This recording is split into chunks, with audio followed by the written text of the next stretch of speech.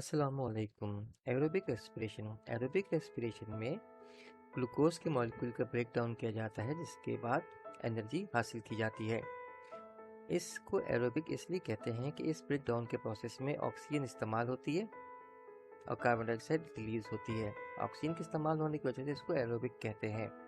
Carbon dioxide के अलावा energy release होती है और वाटर मॉलिक्यूल रिलीज होते हैं। एरोबिक रेस्पिरेशन के 3 स्टेप्स हैं। पहले का नाम है ग्लाइकोलाइसिस, दूसरे का नाम है क्रेब्स साइकिल और तीसरे का नाम है इलेक्ट्रॉन ट्रांसपोर्ट चेन। ग्लाइकोलाइसिस में ग्लाइको का मतलब होता है ग्लूकोज, क्योंकि हमने अभी पढ़ा ग्लूकोज मॉलिक्यूल का ब्रेक डाउन होता है। एरोबिक रेस्पिरेशन में तो ग्लाइको के मानी होते हैं ग्लूकोज, लाइसिस माने होते हैं तोड़ देना उसको। तो पहला स्टेप ग्लाइकोलाइसिस में हो यही रहा होता है कि ग्लूकोज का मॉलिक्यूल जो है उसका ब्रेक डाउन होता है। Glycolysis is the breakdown of one glucose molecule, जो कि 6 कार्बन का होता है। हमें पता है ग्लूकोज का मॉलिक्यूल 6 कार्बन का होता है। उसका जब ब्रेकडाउन करते हैं तो फिर 2 मॉलिक्यूल हमें मिलते हैं जो कि पायरुविक एसिड के होते हैं और वो 3-3 कार्बन के होते हैं। बस यही एक सिंपल सा स्टेप होता है ग्लाइकोलाइसिस में। ग्लाइकोलाइसिस जो है वो साइटोप्लाज्म में हो रहा होता है। हमने भी पढ़ा कि ग्लाइकोलाइसिस के प्रोसेस में 6 कार्बन का कंपाउंड यानी ग्लूकोज जो है वो टूट के 2 मॉलिक्यूल में बन जाता है, जो कि पायरुविक एसिड के होते हैं, जो कि 3 कार्बन के कंपाउंड होते हैं। इस प्रोसेस में 2 एटीपी इस्तेमाल हो जाते हैं और 4 एटीपी बनते हैं। तो नेट एटीपी गेन जो होता है वो 2 एटीपी हासिल हो जाते हैं। ये एटीपी जो है हमें पता है एनर्जी की फॉर्म है, इस लिहाज से कि एनर्जी कैप्चर करके रखते हैं। एटीपी के अंदर एनर्जी मौजूद होती है, जब चाहे आप इस्तेमाल कर लें। बायोलॉजिकल मॉलिक्यूल सेल्स में जो एनर्जी है वो एटीपी की शक्ल में मूव होती है। और एटीपी से एनर्जी कैसे हासिल होती है? जबकि एनर्जी से हासिल करनी हो तो एटीपी को तोड़ देते हैं, तो वो एटीपी से एडीपी में कन्वर्ट हो जाता है। एटीपी से क्या बनता है? एडेनोसिन ट्राइफॉस्फेट, और जब तोड़ देते हैं तो वो एडेनोसिन डाइफॉस्फेट में कन्वर्ट हो जाता है। अब मजीद तोड़ते हैं तो एडेनिन मोनोफॉस्फेट हो क्या रहा होता है इसमें? इनऑर्गेनिक फॉस्फेट का मॉलिक्यूल बार बार निकलता जाता है। 3 इनऑर्गेनिक मॉलिक्यूल जो हैं फॉस्फेट के मॉलिक्यूल हैं एटीपी में, एक निकल जाता है, एनर्जी मिलती है और एडीपी बन जाता है। डाइफॉस्फेट 2, डाई मतलब 2, और फिर जब और एक और निकल जाता है पीआई यानी कि इनऑर्गेनिक फॉस्फेट, तो ये एएमपी बन जाता है यानी मोनोफॉस्फेट, और एनर्जी निकलती है। ऑक्सीजन इस प्रोसेस में चाहिए नहीं, लिहाजा ग्लाइकोलाइसिस का प्रोसेस एरोबिक और एनारोबिक रेस्पिरेशन दोनों में होता है। हमने अभी पढ़ा कि एनारोबिक का मतलब होता है जहाँ ऑक्सीजन की रिक्वायरमेंट ना हो, और एरोबिक का मतलब है कि जहाँ ऑक्सीजन चाहिए। तो इस स्टेप पे तो ऑक्सीजन की नीड नहीं है, लिहाजा एरोबिक रेस्पिरेशन और एनारोबिक रेस्पिरेशन दोनों में ये स्टेप होगा। इसके बाद एरोबिक रेस्पिरेशन के स्टेप में अगर हम देखें तो नेक्स्ट होता है क्रेब्स साइकिल।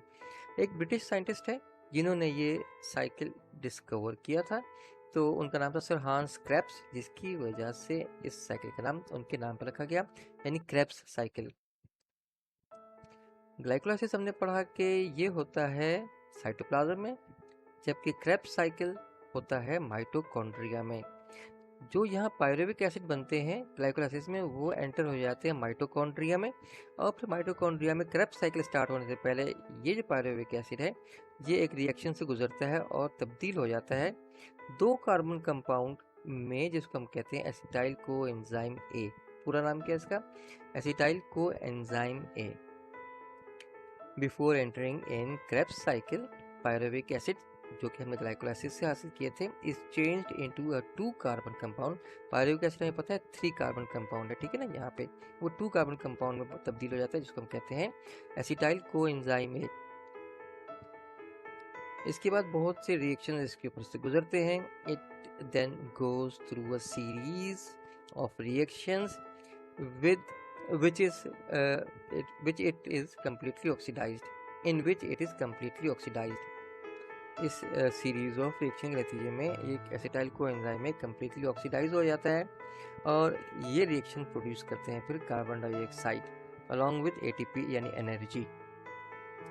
मगर हमें याद रखना है कि ज़्यादातर एनर्जी यहाँ से नहीं निकलती, सिर्फ 2 एटीपी यहाँ से हासिल होते हैं, और जो असल चीज़ यहाँ से हमें मिलती है यानी क्रेब्स साइकिल में, वो ये मिलती है NAD NAFAD, ये आपको एनर्जी देंगे नेक्स्ट स्टेप में, जिसको हम कहते हैं इलेक्ट्रॉन ट्रांसपोर्ट चेन। और यही सबसे ज़्यादा एनर्जी देने वाले मॉलिक्यूल्स हैं जो इलेक्ट्रॉन ट्रांसपोर्ट चेन में एनर्जी देंगे, जो कि नेट 34 ATP होगा। तो टोटल एरोबिक रेस्पिरेशन नतीजे में 34 ये, 2 ये और ये नेट 2 यहाँ से, तो 38 ATP बन जाते हैं। क्रेब्स साइकिल में हमें क्या क्या हासिल होता है? In these reactions coenzyme NAD यानी nicotinamide dinucleotide and FAD यानी फ्लेविन एडेनिन डाई न्यूक्लियोटाइड बनते हैं, और ये बेसिकली रिड्यूस हालत में बनते हैं, यानी इनको रिड्यूस कर दिया जाता है इस क्रेब्स साइकिल में। रिड्यूस करेंगे तो क्या होगा? H इनके साथ यानी हाइड्रोजन ऐड हो जाएगा, तो ये NADH बन जाएंगे, FADH बन जाएंगे।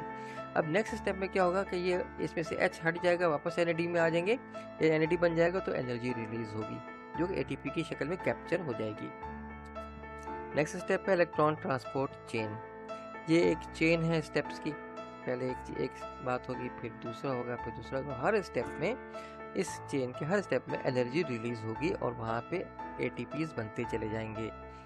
The last step in aerobic respiration is the oxidation of reduced coenzyme NADH and NAFADH, जो कि प्रोड्यूस हुए थे ग्लाइकोलाइसिस एंड क्रेब्स साइकिल में। ग्लाइकोलाइसिस में भी प्रोड्यूस होते हैं, मगर ज़्यादा क्रेब्स साइकिल में ही प्रोड्यूस हो रहे होते हैं ये कोएंजाइम जो रिड्यूस हालत में हैं। और इनकी जो इलेक्ट्रॉन ट्रांसपोर्ट चेन में जो इनकी ऑक्सीडाइजेशन है, ऑक्सीडेशन है, वो होती है ऑक्सीजन की मदद से। सबसे आखिर में ऑक्सीजन जो है वो इस्तेमाल होगी। इस इलेक्ट्रॉन ट्रांसपोर्ट चेन यानी ETC में क्या हो रहा होता है? During this step 2 electrons are released from NADH and FADH, इन दोनों में से इलेक्ट्रॉन निकलते हैं। These electrons then pass along a series of electron carriers, जिनको हम कहते हैं साइटोक्रोम। साइटोक्रोम जो है हीम कंटेनिंग प्रोटीन्स होते हैं, हीम माने होता है आयरन। तो आयरन की जो स्टेट होती है फेरस और फेरिक की, वो इस्तेमाल हो रही होती है इन साइटोक्रोम में। जब ये रिसीव करते हैं तो इनकी आयरन की जो है आयन स्टेट तब्दील हो जाती है। जब ये इलेक्ट्रॉन आगे ट्रांसफ़र करते हैं तो आयनिक स्टेट बदल जाती है। These electrons then pass along a series of electron carriers called cytochrome, और जब ये मूव कर रहे होते हैं एक साइटोक्रोम से दूसरे साइटोक्रोम में, इलेक्ट्रॉन्स आगे ट्रांसफर कर रहे होते हैं, तो एनर्जी रिलीज होती है। During transport from one cytochrome to other, electron lose energy.